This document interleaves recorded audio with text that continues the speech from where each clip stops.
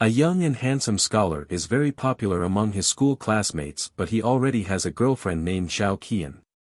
She also attracts a lot of attention for being very beautiful. Wang Bin needs a job to keep his girlfriend happy. He comes from an average family. He does everything to make money, but no matter how hard he works, in the end, everything is spent on dates because he has no experience with dating. So he does everything to please his girlfriend. The protagonist is very intelligent and has an admirable talent in games. He even manages to break the record of a game by finishing in the shortest time and achieving the greatest amount of resources. With this, he gets the chance to travel to the apocalyptic world, but if he dies there, he won't be able to return to the real world. The greater the danger, the greater his gains. He struggles to make a decision because of the fact that he could die, but he ends up accepting because he can easily win the game and earn a lot of money with it. He gets mad because nothing happened, but a message appears stating the rules. The first is, as stated before, if he dies in the game, he will also die in reality. The second is that every time the player enters the apocalyptic world, they need to survive 7 days to return to the real world. The third is that there is a difference in time between the apocalyptic world and the real world. 1 day in the real world equals 7 days in the apocalyptic world. The fourth is that players can enter and exit freely with any non-living object.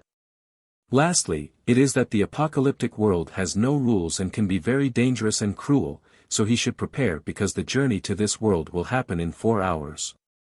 The young man already thinks about what he will buy to bring to the apocalyptic world, but he finds his wallet empty because of a date he had last week with Xiao Qian. His only option is to ask his friends for money. When he arrives there, they already realize it's to ask for money, but since they are good friends, they lend it and give him advice. He worries about their expenses due to the borrowed money, but they say it's no problem. He just needs to keep treating them like brothers and he can ask for help when he needs. The young man is moved by their kindness and promises himself that when he returns with his fortune, he will treat his friends to a good time. Before leaving, Wang Bin calls his girlfriend to let her know he'll be working the next day. She tries to say something but she can't because he keeps interrupting her. Unfortunately for the young man, she is with another boy in a car. Basically, she's cheating on him. He finally travels to the other world and uses his strategies to do well, showing himself to be really intelligent. He says that this world seems to be very easy, but he always feels like someone is following him. A figure appears behind a wall and the young man wonders if it's a zombie or a person. He finds the people in the apocalyptic world to be much scarier than the zombies.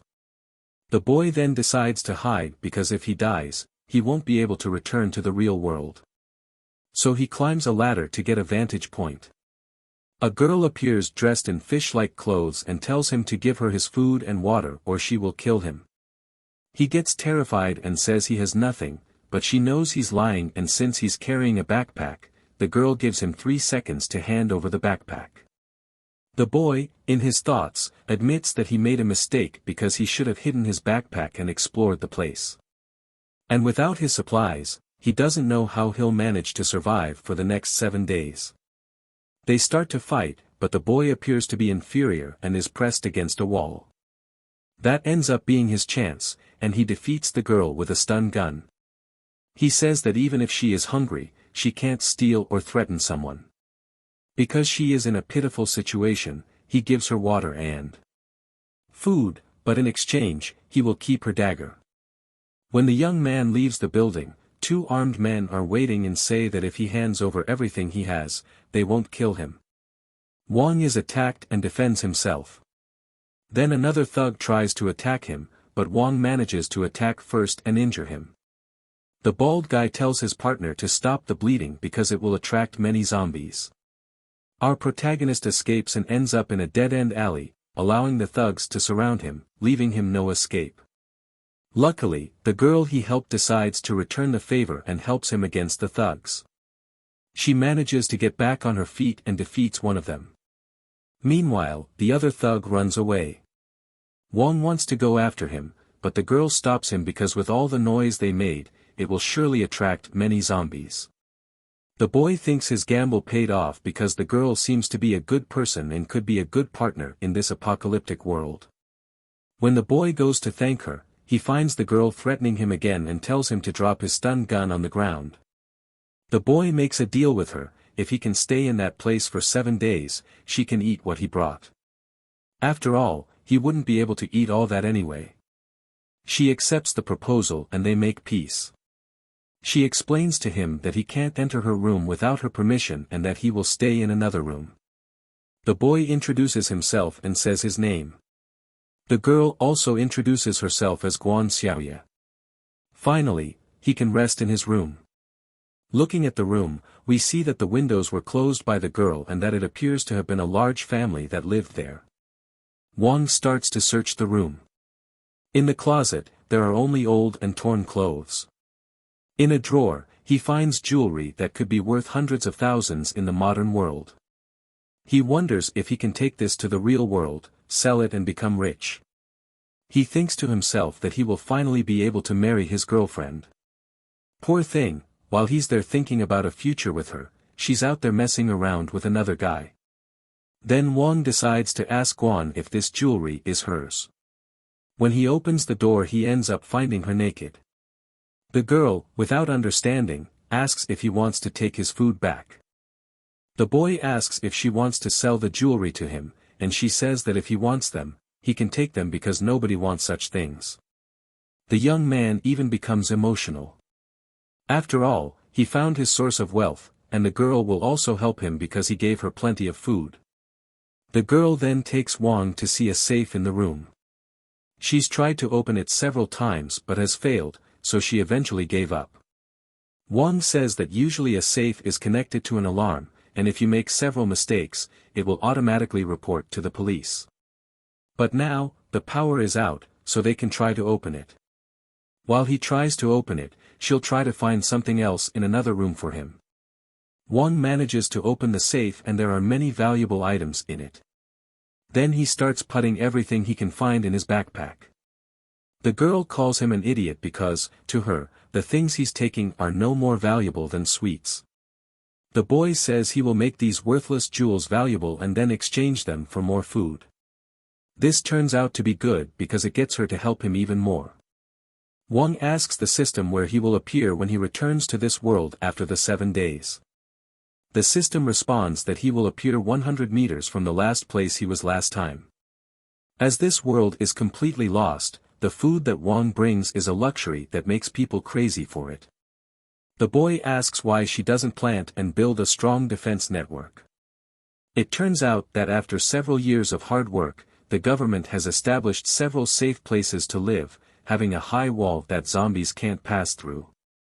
All survivors want to go to this place, but few can get in. The government has achieved self-sufficiency by developing safe places while studying solutions for the virus. Even though these places are better, food is also scarce, making it impossible to return to the previous standard of living. The girl asks about his job. Wang simply says he's a businessman and collects jewels and gold to later exchange with high-class people. She then announces she will help, and he can't go out alone at night because she set traps nearby. While they were talking, someone stepped in one of her traps. The Tiger Gang members stepped in the trap, those who attacked them earlier.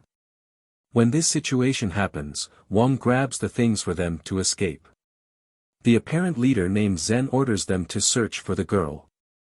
She takes them to a safe but uncomfortable place. They can't go to the second floor because it collapsed, but if they make no movement and no noise, the zombies won't detect them. With nothing to do, he takes out his phone to listen to music and Guan asks him if she can do that too. She starts to cry because she hasn't listened to music in a long time, and this music brings back memories of her parents. They begin to listen to music together, and he promises her the next time he returns, he will bring her another phone and a portable charger, since she likes listening to music. The young man even seems to fall for her but pushes it out of his mind because he already has a girlfriend. They end up falling asleep together while listening to music. The next day, they're talking about the Tiger Gang. It's one of the 4 major gangs in the city and controls the west side.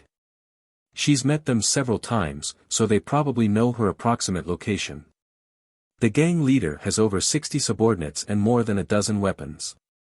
They stay in the tallest building on the west side. The building contains a supermarket, and all the supplies in this market belong to them. Guan explains there are 3 more gangs. The Furious Shark Gang controls the east side of the city and is the most powerful group. Its leader has more than 100 people and over 20 weapons. Next is the Totem Bear Gang to the north. Its leader has slightly less than 100 people and a dozen weapons. Lastly is the weakest gang, the Bravery Eagle Group, which is located in the south. Its leader has 40 subordinates with 7 to 8 weapons, and they received a lot of explosives and grenades. Even though they are the weakest, the other gangs do not provoke them. The 4 major gangs control each area of the city and do not infringe on each other. Besides these 4 gangs, some people scatter and form groups while others live alone. There are probably less than 1,000 people in this city now. Most of the native people here have turned into zombies, and others have fled to other places. Wang thinks that this really is the apocalypse because of the decrease in this city's population. Changing the subject, the young man asks if she knows where the city's vault is. She responds that she didn't pay much attention because when the apocalypse started, all the bodies were looted, and the valuable items were all taken. So, there shouldn't be anything left. But if there's a place where gold is hidden, it's likely in the building where the White Tiger Gang is located. This was the city's largest bank, and escort trucks brought money to be stored there. Wang seems to give up on obtaining these riches because it's a powerful gang, and he says it's not good to provoke them, that's too risky. They're going to stay in this house for the next few days.